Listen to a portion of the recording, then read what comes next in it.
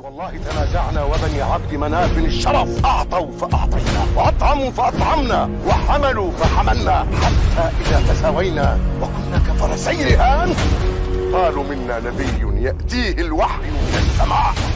ما جاء بك الساعة متوشحا بسيفك؟ ألا تنتهي حتى ينزل الله بك قارعة؟ ويلي من فعل إلى محمد.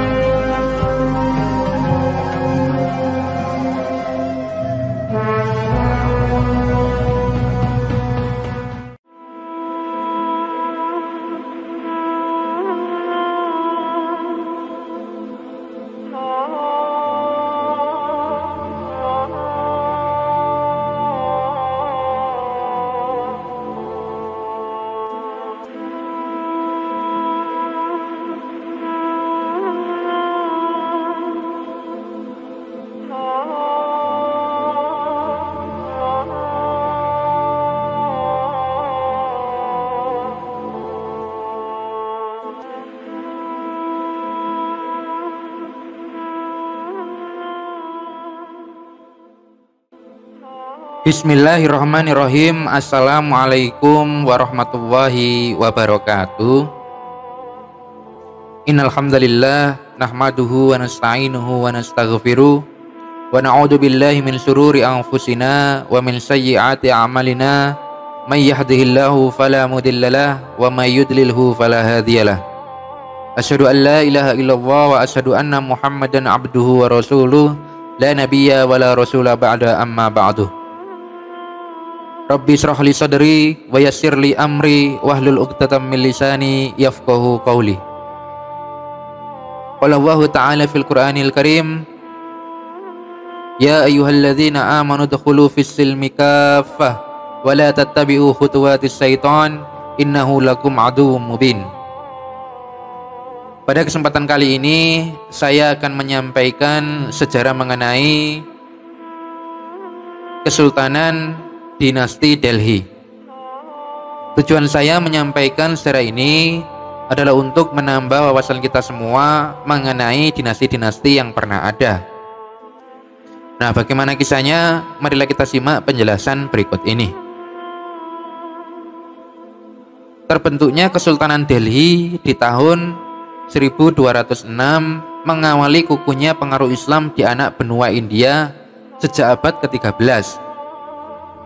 Ada 5 dinasti yang mengisi imperium ini, yaitu dinasti Mamluk, kemudian dinasti Khalji, kemudian dinasti Tughlaq, kemudian dinasti Sayyid, dan juga ada dinasti Lodi. Pendiri Kesultanan Delhi sekaligus yang mengawali dinasti Mamluk adalah Qutbuddin Aibak, bekas budak Sultan Ghurid, yaitu Muizzuddin Muhammad. Nama Mamluk dalam bahasa Arab berarti yang dimiliki atau biasa juga diartikan sebagai budak. Kemudian setelah Aibak wafat pada 1210, kekisruhan sempat terjadi karena belum ada ketentuan yang mengatur pergantian kekuasaan dinasti Mamluk.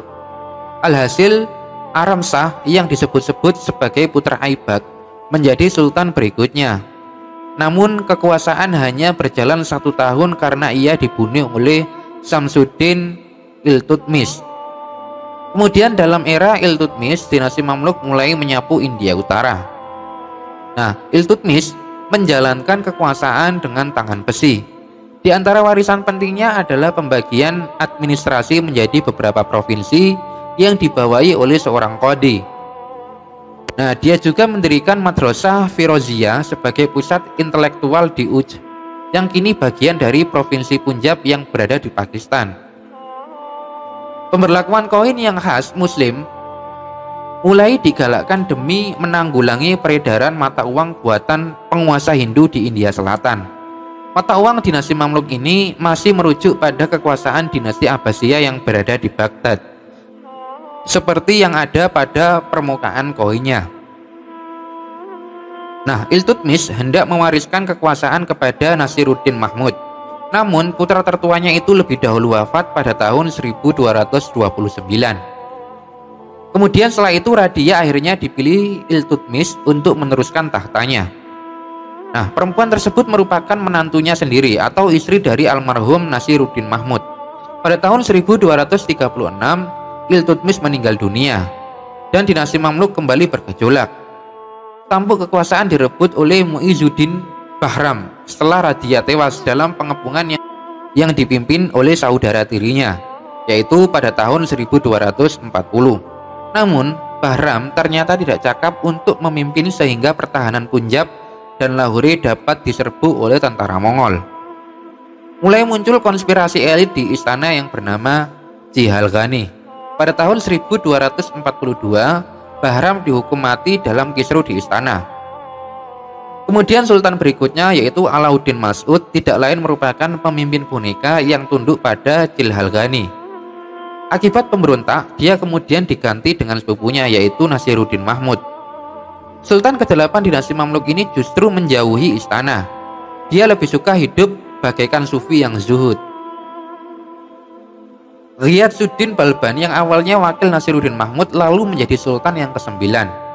Ketika itu Balban memerintah dengan otoriter. Dia mencoba untuk meruntuhkan pengaruh Jihalghani di istana. Pada tahun 1287, kekuasaannya beralih pada Muizuddin Qoyqobat. Pemuda 17 tahun itu memilih Jalaluddin Firuz Kholji sebagai panglima pasukan untuk mengakhiri dominasi Jihalghani. Namun Kholji justru menusuk Qoyqobat dari belakang sehingga mengakhiri dinasti Mamluk sekaligus memulai dinasti baru.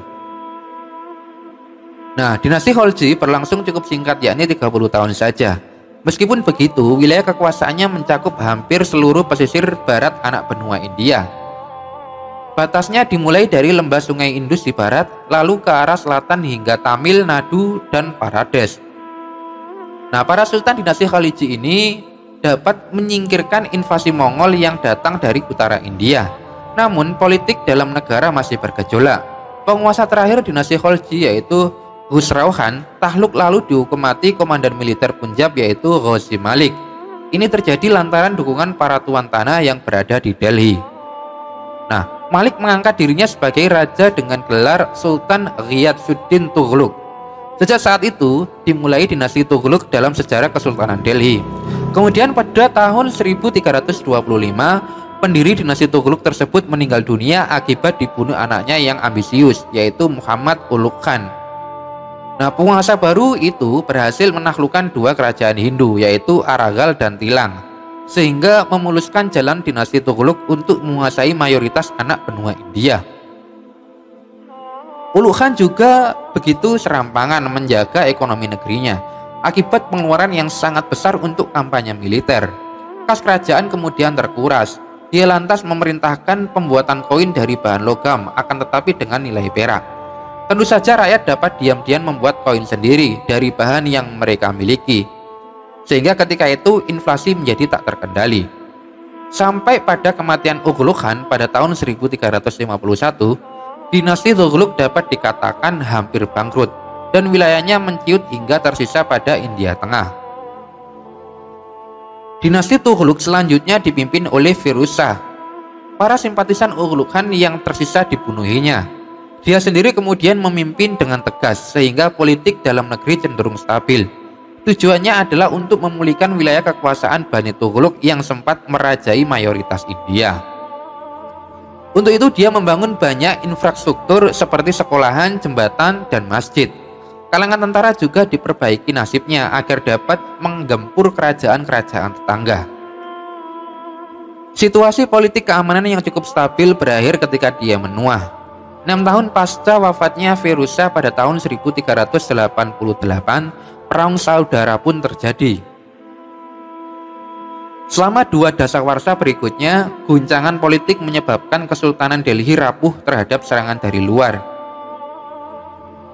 Benar saja, karena memanfaatkan situasi yang kacau balau, bala tentara Timur Leng mulai menyerbu India Utara pada tahun 1398. Dinasti Tughlaq tidak bisa berbuat banyak. kota Multan jatuh ke tangan cucu Timurleng yaitu Pir Muhammad yang lantas menunjuk Khirs Khan sebagai gubernurnya. Di tahun yang sama Delhi pun berhasil ditaklukkan. Khizr menempatkan kalangan keturunan Nabi Muhammad SAW atau Sayyid sebagai penguasa Delhi. Sejak pasukan Timurleng meninggalkan Delhi pada 1399, dinasti Sayyid tampil untuk memimpin. Namun para Sayyid menguasai Delhi hanya selama 37 tahun. Turbulensi politik menyebabkan kekuasaan mereka tidak pernah stabil. Penguasa terakhir dinasti Sayyid yaitu Alauddin menyerahkan tahtanya kepada gubernur Punjab yaitu Bahlul Khan Lodi pada tahun 1451. Kemudian Alauddin lantas menyingkirkan ke Budau, daerah sekitar Sungai Gangga. Sejak saat itu berdirilah dinasti Lodi yang masih mewarisi kebudayaan Persia. Berbeda dari rezim-rezim sebelumnya, dinasti Lodi menggunakan Persia sebagai bahasa resmi. Bahlul Khan dapat mengalahkan dinasti Sharki yang menguasai wilayah yang kini Uttar Pradesh, yaitu pada tahun 1486. Dia lantas menempatkan putra tertuanya sebagai gubernur di sana untuk mengamankan pengaruh Delhi di India Selatan. Kemudian setelah kematiannya pada tahun 1489, dinasti Lodi dipimpin putra kedua Bahlul, yaitu Sikandar. Ia berjasa besar dan membangun Agra, yaitu pada tahun 1504. Kota tersebut belakangan menjadi ibu kota Kesultanan Mughal. Salah satu keajaiban dunia yaitu Taj Mahal berlokasi di sana. Nah, pada tahun 1517, Sikandar digantikan putra bungsunya yaitu Ibrahim Lodi. Di medan tempur, dia merupakan komandan militer yang disegani tetapi cenderung gegabah dalam berpolitik. Oleh karena itu, banyak orang di lingkaran terdekatnya menaruh sinisme diam-diam. Inilah masa-masa senja Kesultanan Delhi. Salah satu yang tidak menyukai Ibrahim Lodi adalah gubernur Punjab yaitu Daulat Khan. Dia kemudian bersekutu dengan seorang keturunan Timurleng yaitu Babur, hingga pecah perang Panipat pertama yaitu pada tahun 1526. Setelah melalui berbagai konflik, Ibrahim Lodi kalah sekaligus menamatkan riwayat Kesultanan Delhi. Babur kemudian mendirikan Kesultanan Mughal yang menonjolkan diri dengan ciri-ciri kebudayaan Indo-Persia, meski masih diwarnai pengaruh lokal India. Kemudian kelak pada akhir abad ke-17, Kesultanan Mughal menjadi salah satu imperium terbesar dan terkaya yang pernah dikenal oleh sejarah dunia. Nah, demikianlah secara singkat mengenai dinasti Delhi yang berada di India. Wallahu a'lam bishawab. Semoga yang sedikit ini bermanfaat. Billahi taufik wal hidayah. Wassalamualaikum warahmatullahi wabarakatuh.